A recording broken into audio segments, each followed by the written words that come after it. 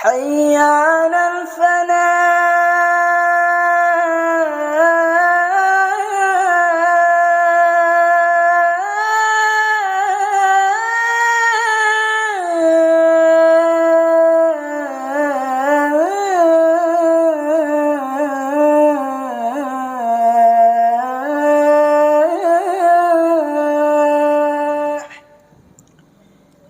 Bismillahirrahmanirrahim. Assalamualaikum warahmatullahi wabarakatuh. Alhamdulillah, hamdan wa syukran lillah, salatan wa salaman ala rasulillah, amma ba'du. Faqala rabbi shrah li sadri wa yassir li amri wahlul 'uqdatam min lisani yafqahu qawli. Allahumma anfa'na bima 'allamtana wa 'allimna ma yanfa'una wa zidna min ladunka ilman nafi'ah. Allahumma faqihna fid din wa 'allimna ta'wil waftah lana futuhal 'arifin bika ya arhamar rahimin. Wa sallallahu ala sayyidina Muhammad wa ala alihi wa sahbihi wa sallam ajma'in. Walhamdulillahi rabbil alamin. Alhamdulillah, bersyukur kita kepada Allah Subhanahu wa taala. Salawat serta salam kita hadiahkan kepada kekasih Allah Nabi kita Muhammad sallallahu alaihi wasallam. Allahumma shalli ala sayyidina Muhammad wa ala ali sayyidina Muhammad. Bapak Ibu jamaah yang dirahmati oleh Allah Subhanahu wa taala. Alhamdulillah, pada kajian beberapa pertemuan yang lalu kita membahas sudah tentang sedekah, dan disebutkan juga bahwa Allah Subhanahu wa taala membenci orang-orang yang dermawan ternyata. Kita hari ini insyaallah nanti akan membahas tentang orang-orang yang dermawan dan bagaimana pengaruh atau derajat keikhlasan amalan yang kita lakukan di hadapan Allah Subhanahu wa taala. Kenapa Allah Subhanahu wa taala membenci orang-orang yang dermawan? Disebutkan innallaha yubghidus syaqi, innallaha yubghidus saqi inda mautihi.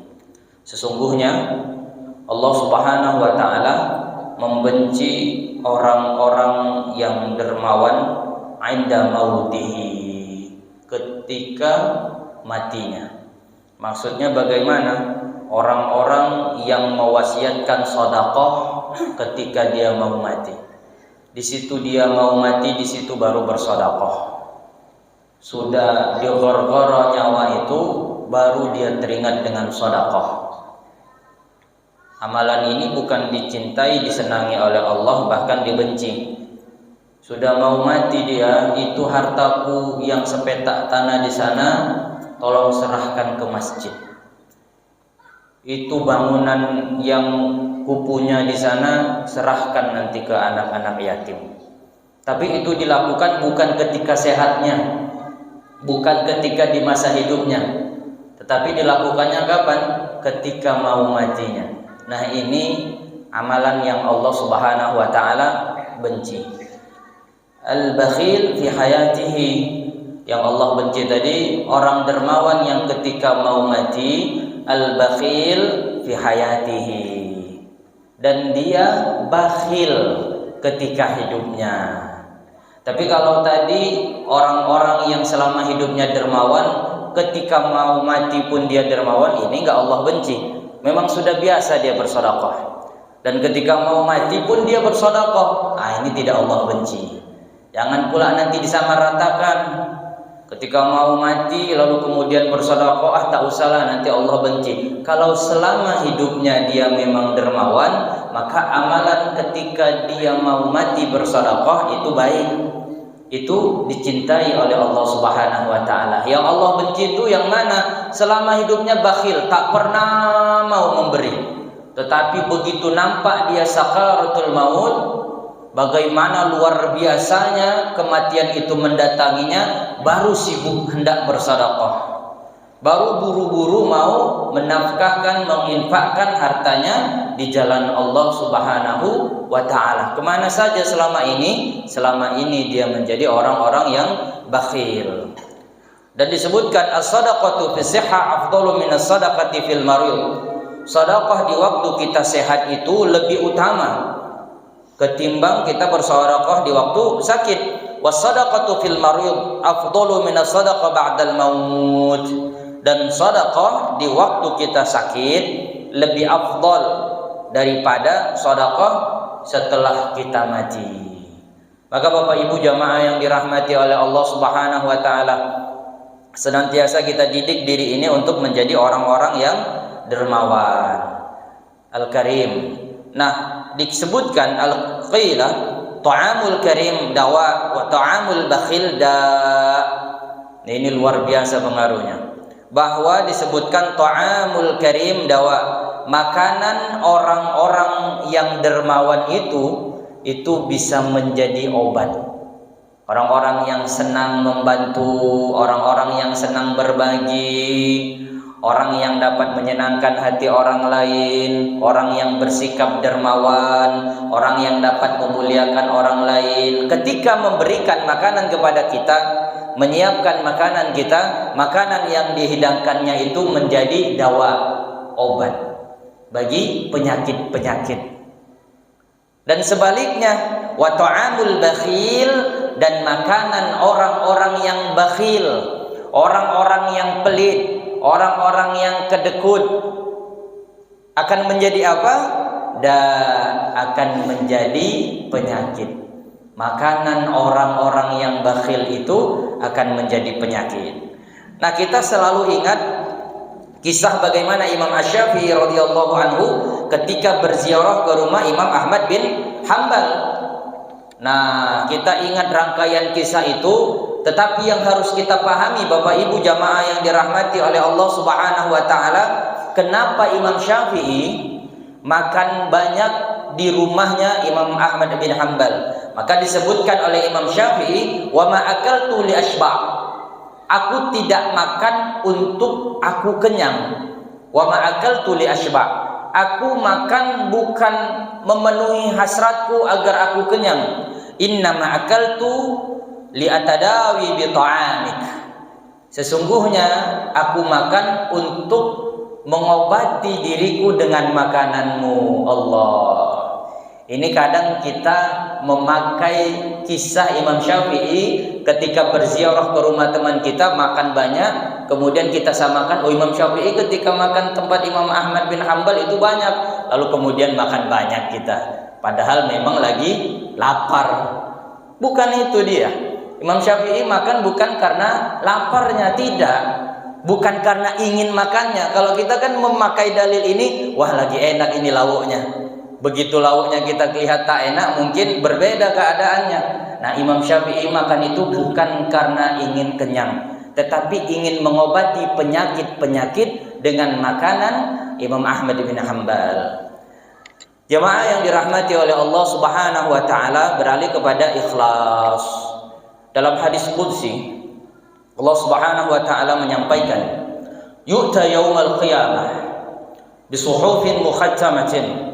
Nanti di hari kiamat kita itu akan datang bisuhufin mukhattamatin, dengan buku catatan yang tertutup, terkunci, mukhattamatin, tergembok, baina yadayillahi ta'ala. Kemudian buku itu dihadapkan kepada Allah Subhanahu wa taala.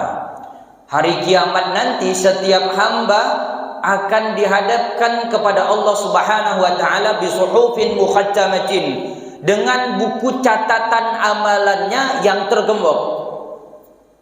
Lalu kemudian dihadapkan kepada Allah Subhanahu wa taala. Apa kata Allah Subhanahu wa taala? Alqu hadhihi, campakkan ini.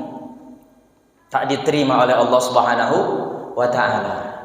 Lalu kemudian apa kata malaikat? Lalu kemudian malaikat berkata, wa izzatika ma ra'ayna illa khair. Kata malaikat, duhai Allah, demi keagunganmu, demi kebesaranmu, demi kekuasaanmu, tidaklah kami lihat kecuali yang baik-baik. Malaikat berkata, ya Allah, kenapa dicampakkan buku catatan amalan si fulan? Kami catat amalannya kecuali yang baik-baik saja yang ada di buku tersebut. Tidaklah kami lihat yang kami catat itu kecuali yang baik. si fulan sholat kami catat, si fulan sedekah kami catat, si fulan memberikan makanan untuk orang yang berbuka puasa kami catat, si fulan menafkahi istri dan anak-anaknya kami catat. Semua yang baik-baik ya Allah. Tetapi kenapa Allah Subhanahu wa taala campakkan? Ini perlu menjadi renungan bagi kita jamaah yang dirahmati oleh Allah Subhanahu wa taala. Apa kata Allah Subhanahu wa taala? Inna hadza kullu li ghairi wajhi. Sesungguhnya semua yang ada di dalam buku catatan amalan orang tersebut li ghairi wajhi, kata Allah, bukan dilakukannya karenaku. Hati-hati jamaah yang dirahmati oleh Allah. Salat kita tetapi bukan karena Allah. Puasa kita tetapi bukan karena Allah. Bekerja kita tetapi bukan karena Allah. Lalu kemudian kata Allah Subhanahu wa taala, la uqbil, aku tidak menerima segala amalan yang dilakukan bukan karena aku. Merugi kita. Kenapa? Amalan-amalan yang kita lakukan di dunia yang kita lakukan bukan karena Allah, ternyata dicampakkan oleh Allah. Dan dari hadis qudsi ini juga kita memahami ternyata malaikat itu tak sampai ilmunya untuk mengetahui amalan itu kita lakukan karena siapa? Lihat, malaikat seolah-olah terkecoh. Loh ya Allah, itu semuanya yang baik-baik yang kami catat ya Allah. Apa tahu duduknya kita hari ini malaikat bahwa ini karena Allah atau bukan karena Allah? Tidak. Yang malaikat tahu dicatat. Oh, si fulan ba'da salat subuh duduk majelis ilmu, dicatat. Tahukah malaikat bahwa duduknya kita hari ini karena Allah atau karena terpaksa? Tidak tahu. Hanya siapa yang tahu? Allah Subhanahu wa taala. Nanti di yaumil qiyamah itu akan dihadapkan di hadapan hamba-hamba Allah Subhanahu wa taala dan merugi kita. Kalau ternyata amalan yang kita lakukan bukan karena Allah Subhanahu wa taala. Nah, maka Bapak Ibu jamaah yang dirahmati oleh Allah Subhanahu wa taala, naikkan levelnya. Kalau yang selama ini kita beramal karena mengharapkan dunia, maka jangan lagi sedekahnya hanya karena ingin dagangannya lancar. Jangan. Sedekahnya hanya karena ingin mendapatkan balasan dunia. Aku pengen mobil, maka sedekahnya makin banyak. Jangan. Aku pengen anakku lulus ketika ujian nanti masuk kuliah, maka dia sedekahnya banyak. Jangan. Puasanya karena apa? Puasanya karena hanya ingin agar keluarganya dalam keadaan baik. Jangan.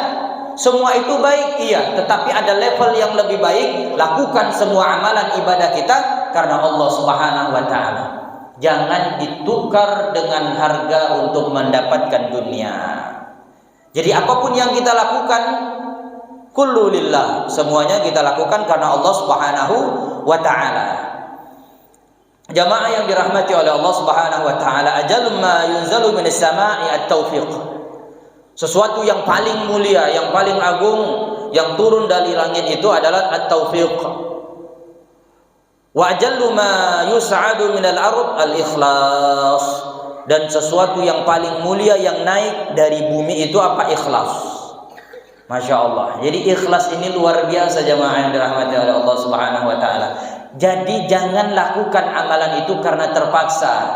Jadi tidak ada lagi bahasa-bahasa tidak apa-apa kepaksa, yang penting banyak daripada sedikit.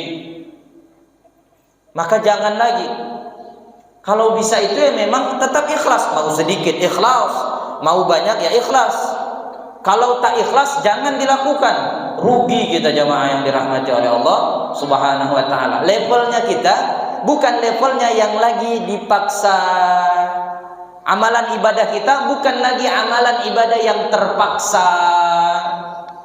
Apalagi bahasanya lebih baik dipaksa masuk surga daripada dipaksa masuk neraka. Maka levelnya kita itu harusnya sudah naik. Kalau dulu iyalah mungkin baru-baru hijrah, iman belum mantap, ilmu belum banyak. Nah maka sekarang ketika kita telah mengetahui, naikkan level kita. Setiap amalan yang kita lakukan lillahi ta'ala. Lakukan semuanya karena Allah Subhanahu wa ta'ala. Lalu disebutkan oleh Allah Subhanahu wa ta'ala di dalam surah Al-Qasas ayat 88, A'udzu billahi minasyaitonir rajim. Kullu syai'in halik illa wajhah. Lahul hukmu wa ilaihi turja'un. Kata Allah Subhanahu wa ta'ala, segala sesuatu semuanya di atas muka bumi ini halikun, binasa. Semuanya akan binasa illa wajhah, kecuali Allah Subhanahu wa ta'ala, atau yang dimaksudkan kecuali amalan yang dilakukan karena Allah Subhanahu wa ta'ala. Semuanya tak diterima kecuali segala sesuatu yang dilakukan karena Allah Subhanahu wa ta'ala. Bekerja kita karena Allah, menjadi guru kita karena Allah, berdagang kita karena Allah, beramal kita karena Allah, maka ini nanti yang akan diterima oleh Allah Subhanahu wa ta'ala. Jamaah yang dirahmati oleh Allah Subhanahu wa ta'ala, kita tahu bahwa ikhlas itu sesuatu yang tidak mudah, jamaah yang dirahmati oleh Allah Subhanahu wa ta'ala. Maka ada amalan-amalan yang kita lihat, ini dapatlah kita nilai. Dapatlah kita nilai, lalu kemudian jangan sampai kita melakukannya, karena itu dekat dengan riya, jauh dari ikhlas. Nah, maka disebutkan pada kitab ini, kana salafu yakrahuna itala sujud amamal khalqi khaufan minar riya. Ulama-ulama salaf zaman dahulu itu sangat tidak menyukai, membenci italatas sujud, memperpanjang sujud. Memperpanjang sujud amamal khalq, di hadapan manusia. Jadi kalau kita sholat sendiri silahkan, tapi kalau di hadapan manusia, ulama-ulama salaf tidak mencontohkannya. Mereka tidak menyukai memperpanjang sujud di hadapan manusia. Kenapa? Khaufan minar riya, takut dengan riya. Takut dengan riya. Lalu kemudian jamaah yang dirahmati oleh Allah Subhanahu wa ta'ala, kullu amalin la tastati'u illa an ta'malahu illa haitsu yaraka an-nas kal hajj wal jihad wa talabil ilm wa salatil jamaah wa ma jara mujri zalika fa 'alaika an taf'alahu zahiran kama amaraka Allah. Setiap amalan tidak mungkin engkau lakukan kecuali manusia melihatnya. Ini beda. Jadi jangan pula kita mengalaskan amalan ini tidak kita lakukan karena kita ingin ikhlas. Ayo kita sholat jamaah, enggak lah nanti takut riya, nampak orang. Oh tidak, amalan ini memang harus dilakukan dan manusia harus nampak. Amalan seperti apa saja? Haji, tak mungkin haji kita sembunyi-sembunyikan. Lalu kemudian amalan apa lagi? Jihad. Lalu kemudian talabul ilm, menuntut ilmu, wa salatil jamaah, dan salat berjamaah. Dan ini harus dilakukan, manusia itu nampak seperti yang diperintahkan oleh Allah Subhanahu wa ta'ala. Jangan pula beralasan, kenapa tidak mau salat jamaah ke masjid selama ini Pak? Saya takut riya. Allah, ini alasan yang tak tepat, alasan yang mengada-ada. Nah, maka lakukan amalan-amalan yang bisa disembunyikan dengan ikhlas, silahkan.